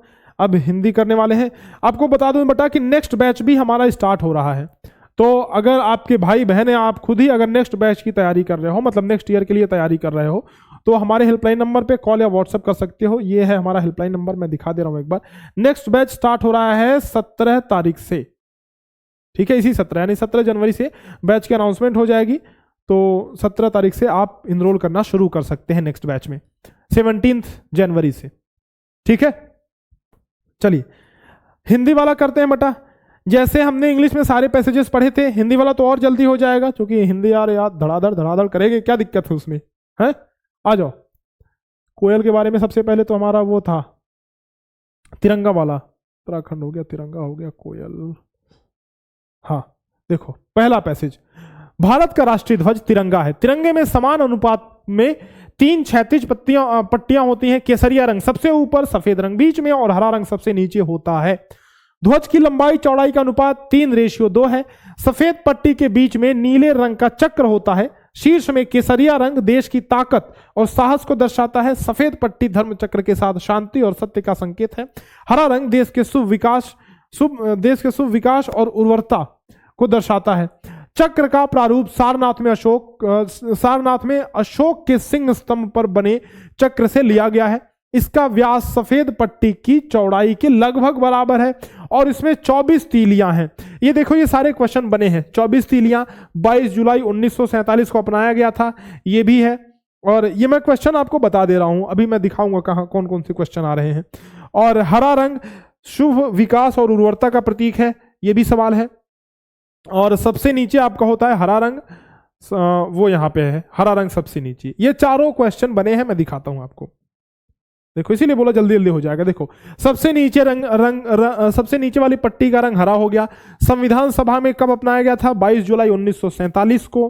ठीक, नेक्स्ट, कितनी तीलियां होती हैं? 24 तीलियां होती हैं। हरा रंग किसका प्रतीक है? तो विकास और उर्वरता का प्रतीक है। ये चारों सवाल खत्म। मैंने पहले ही दिखा दिया बेटा आपको, क्योंकि इंग्लिश वाला पढ़ चुका था, इसलिए आइडिया था कि कहां वो है, वरना ऐसे कैसे बता पाते। इंग्लिश वाला पढ़ा था तो उससे आइडिया लग गया था कि चलो यहां पे है, जल्दी जल्दी कर लेते हैं, ऐसे हो गया था। भारत का राष्ट्रीय ध्वज तिरंगा है। रेखांकित शब्द का शब्द भेद बताइए। बेटा तिरंगा क्या है? तिरंगा एक संज्ञा है। संज्ञा किसी व्यक्ति, वस्तु या स्थान के नाम को संज्ञा बोलते हैं। तो तिरंगा एक वस्तु है, एक चीज है कोई, तो तिरंगा हमारा ये संज्ञा यहां पे हो जाएगा। नेक्स्ट, उत्तराखंड के बारे में पैसेज है। उत्तराखंड उत्तर भारत में स्थित एक राज्य है जिसका निर्माण 1 नवंबर 2000 को कई वर्षों के आंदोलन के पश्चात भारत गणराज्य के 27वें राज्य के रूप में किया गया था। सन 2000 से 2006 तक यह उत्तरांचल के नाम से जाना जाता था। इस राज्य की सीमाएं उत्तर में तिब्बत और पूर्व में नेपाल से लगी हैं। पश्चिम में हिमाचल प्रदेश और दक्षिण में उत्तर प्रदेश इसकी सीमा से लगे राज्य हैं। सन 2000 में अपने गठन से पहले यह उत्तर प्रदेश का एक भाग था। देहरादून उत्तराखंड की अंतरिम राजधानी होने के साथ साथ इस राज्य का सबसे बड़ा नगर है। उत्तराखंड चिपको आंदोलन के जन्म स्थान के नाम से भी जाना जाता है। उत्तराखंड के वर्तमान मुख्यमंत्री त्रिवेंद्र सिंह रावत हैं तथा राज्यपाल बेबी रानी मौर्य हैं। अब ये हो सकता है डेटा चेंज भी हो सकता है, तो ये तो खैर पैसेज के आधार पर, लेकिन आपको आंसर देना है। उत्तराखंड का पूर्व नाम क्या था? तो उत्तरांचल। पैसेज में हमने देखा। किस आंदोलन का जन्म स्थान माना जाता है? तो चिपको आंदोलन का। नेक्स्ट, उत्तराखंड की सीमा पूर्व में नेपाल से लगती है, अभी पैसेज में देखा। किस राज्य से अलग होकर उत्तराखंड बना है? तो आपका ये उत्तर प्रदेश से अलग होकर के बना है। लास्ट क्वेश्चन इस पैसेज का, इस राज्य की सीमाएं उत्तर में तिब्बत और पूर्व में नेपाल से लगी हैं। सीमाएं शब्द का एक वचन रूप। सीमाएं मतलब बॉर्डर्स, बहुत अलग अलग बॉर्डर्स, जैसे नेपाल का बॉर्डर, तिब्बत का बॉर्डर, पाकिस्तान का बॉर्डर, अफगानिस्तान का बॉर्डर, तो ये सारे बॉर्डर्स मतलब बहुवचन है ना सीमाएं। सीमा एक वचन जो है ए ऑप्शन होगा। देखो छोटी की मात्रा नहीं होती बेटा, कई बच्चे इसको टिक कर देंगे तो ये गलत हो जाएगा। ये बड़ी ई की मात्रा रहेगी सीमाएं में। सीमाएं में बड़ी ई की मात्रा है तो सीमा जो है वो ये आपका एक वचन हो गया उस बहुवचन का, सीमाएं बहुवचन का। कोयल के बारे में तीसरा पैसेज है। कोयल या कोकिल कुक्कू कुल का पक्षी है जिसका वैज्ञानिक नाम यूडाइनेमिस स्कोलोपेकस है। कोयल दिखने में कौवा की तरह होती है लेकिन कौवे की आवाज कर्कश होती है, वहीं कोयल की आवाज मधुर है। नर कोयल नीलापन लिए काला होता है तो मादा तीतर की तरह धब्बेदार चितकबरी होती है। नर कोयल ही गाता है। नीड़ परजीविता इस कुल के पक्षियों की विशेष नेमत है, यानी ये अपना घोंसला नहीं बनाती। मादा कोयल घोंसला नहीं बनाती है, यह अपना अंडा दूसरे पक्षी के घोंसले में देती है। कोयल अंटार्कटिका को छोड़कर के पूरी दुनिया में पाई जाती है। अफ्रीका, एशिया, यूरोप इसके प्रमुख निवास स्थान है। कोयल पक्षी की औसत लंबाई 10 से 11 इंच होती है। दुनिया की सबसे बड़ी कोयल का नाम चैनल बिल्ड कुक्कू है। कोयल का औसत जीवन काल 4 से 6 वर्ष का होता है। कोयल पक्षी झारखंड का राज्य पक्षी भी है। तो झारखंड का राज्य पक्षी भी है, यहां से भी सवाल बना हुआ है, मैं दिखाता हूं। कौवे की आवाज कैसी होती है? कर्कश होती है, बिल्कुल बेसुरा होता है। कौन सी पक्षी अपना घोंसला खुद नहीं बनाती है? तो कोयल। कोयल बेटा ये अपना घोंसला खुद नहीं बनाती है, दूसरे के घोंसले में जाकर के ये अंडा देती है और उसके अंडे को फेंक देती है। झारखंड का राजकीय पक्षी कौन है? तो झारखंड का राजकीय पक्षी जो है वो कोयल है। नर कोयल का रंग होता है काला और मादा कोयल चितकबरी होती है, धब्बेदार चितकबरी। नर कोयल काला नीलापन लिए हुए हमने पैसेज में देखा। कोयल शब्द कैसा शब्द है? कोयल कभी हम लोग गाता है नहीं बोलते हैं, कोयल गाना गाती है बोलते हैं। तो कोयल इसलिए स्त्रीलिंग शब्द है। ये भले कोयल देखो पुल्लिंग और स्त्रीलिंग दोनों हो सकते हैं, लेकिन कोयल जो शब्द है बेटा उसको हम लोग स्त्रीलिंग के रूप में हमेशा उपयोग करते हैं। जैसे नदी बहती है तो नदी स्त्रीलिंग यूज कर रहे हैं, नदी है ना। उसी तरह से कोयल गाती है तो स्त्रीलिंग, इसको हम लोग स्त्रीलिंग बोलेंगे, स्त्रीलिंग शब्द है। नेक्स्ट, चुंबक के बारे में दिया गया है। चुंबक वह पदार्थ या वस्तु है जो चुंबकीय क्षेत्र उत्पन्न कर सकता है। चुंबकीय क्षेत्र अदृश्य होता है। यहां से क्वेश्चन बना है, चुंबक का प्रमुख गुण आसपास के चुंबकीय पदार्थों को अपनी ओर खींचने और दूसरे चुंबक को आकर्षित या प्रतिकर्षित करने का गुण इसी के कारण होता है। चुंबक का इतिहास बहुत पुराना है। सबसे पहले एशिया के एक प्रदेश मैग्नेशिया में पाया गया था। तो मैग्नेशिया, यहां से एक सवाल बनेगा। चुंबक दो प्रकार के होते हैं, यहां से भी सवाल बनेगा। चुंबक दो प्रकार के होते हैं, प्राकृतिक और कृत्रिम चुंबक। कुछ चुंबक प्राकृतिक रूप से भी पाए जाते हैं किंतु अधिकांश चुंबक निर्मित किए जाते हैं। कृत्रिम चुंबक दो प्रकार के हो सकते हैं, स्थायी और अस्थायी चुंबक। अस्थायी चुंबक में विद्युत धारा समाप्त करते ही इसका चुंबकीय क्षेत्र लगभग शून्य हो जाता है। तो यहां से भी सवाल बना है, लगभग शून्य हो जाता है। इसीलिए इन्हें विद्युत चुंबक भी कहते हैं। यदि विद्युत चुंबक का निर्माण अतिचालक तारों से किया गया है तो ऐसे चुंबक को अतिचालक चुंबक कहते हैं, अन्यथा सामान्य चालक तारों से निर्मित चुंबकों को सामान्य चालक चुंबक कहा जाता है। चुंबकीय दिक्सूचक में एक हल्का सा स्थायी चुंबक होता है जो क्षैतिज तल में घूमने के लिए स्वतंत्र होता है। चुंबकीय दिक्सूचक उत्तरी ध्रुव की दिशा की ओर संकेत करता है। यह उत्तर दक्षिण दिशा में ही स्थिर होता है और इस प्रकार दिशा बताने में सहायता करता है। तो ये पैसेज बड़ा लंबा चौड़ा पैसेज था। चुंबक के बारे में दिया गया है कि चुंबक की उत्पत्ति कैसे हुई, कहां पाया गया, चुंबक के गुण क्या होते हैं, ठीक है, कितने प्रकार के चुंबक होते हैं और चुंबक का यूज कहां होता है। कि स्पेशल यूज दिखाया गया है कि दिक्सूचक यंत्र में, यानी कि दिशा सूचक यंत्र में इसका यूज किया जाता है। ठीक है, तो चुंबक के गुण बताए गए हैं, कहां यूज होता है, कहां पाया गया है, ये सब कुछ इसमें बताया गया है।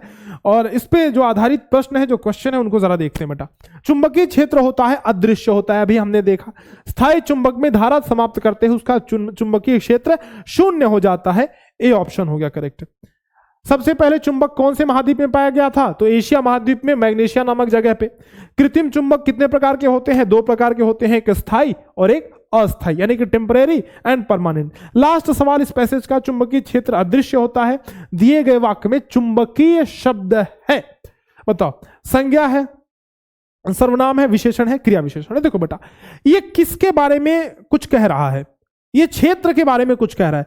अगर हम इसको ना पढ़ें, हम इसको पढ़ें क्षेत्र अदृश्य होता है, तो भी हो सकता है भाई, एक सेंटेंस ये भी है। लेकिन कौन सा क्षेत्र, चुंबकीय क्षेत्र, यानी ये क्षेत्र की विशेषता बता रहा है, क्षेत्र को क्वालिफाई कर रहा है। तो चुंबकीय एक विशेषता हो गया, विशेषण हो गया, किसी चीज की विशेषता, किसी चीज के बारे में बताने वाला, है ना, उसके क्वालिटीज को, उसकी प्रॉपर्टीज को बताने वाली कोई चीज को हम विशेषता बोलते हैं, यानी विशेषण बोलते हैं। तो ये चुंबकीय हमारा क्या हो गया, विशेषण हो गया। ठीक है, चलो जी। तो इस प्रकार से बेटा हमने सारे सवाल कर लिए और लगभग 1 घंटे के अंदर हिंदी और इंग्लिश मीडियम दोनों का हमने कंप्लीट कर लिया। इसी तरह के मॉडल पेपर्स को लाते रहेंगे, तो चैनल को सब्सक्राइब जरूर से कर लेना। और सुनो, यहां तक आए हो तो यार वाह गुरुजी वाह लिख के ही जाना, मजा आ गया लिख देना भाई, मजा आ गया गुरुजी, वाह मास्टर वाह लिख देना। चलो यहां तक आए हो तो मास्टर लिख देना, ताकि मुझे पता चले कि तुम हिंदी वाले हो। वो पहले एक डायलॉग लिखवा चुका हूं, ठीक है। तो यहां तक आए हो तो वाह मास्टर वाह लिख देना। और बाकी मिलते हैं बेटा आपसे नेक्स्ट लेक्चर में अगले मॉडल पेपर के साथ। ये टेलीग्राम चैनल है, इसको जरूर से ज्वाइन कर लेना। इस पे OMR की शीट वगैरह आपको दी जा चुकी है बिल्कुल फ्री ऑफ कॉस्ट, तो इसको प्रिंट करा करके प्रैक्टिस करना स्टार्ट कर दो। नया बैच हमारा स्टार्ट हो रहा है, ध्यान रखना बेटा, न्यू बैच जो स्टार्ट हो रहा है वो 17 तारीख से स्टार्ट हो रहा है। अनाउंसमेंट 17 तारीख से इस बैच की अनाउंसमेंट हो जाएगी। तो 17 जनवरी की बात कर रहा हूं मैं।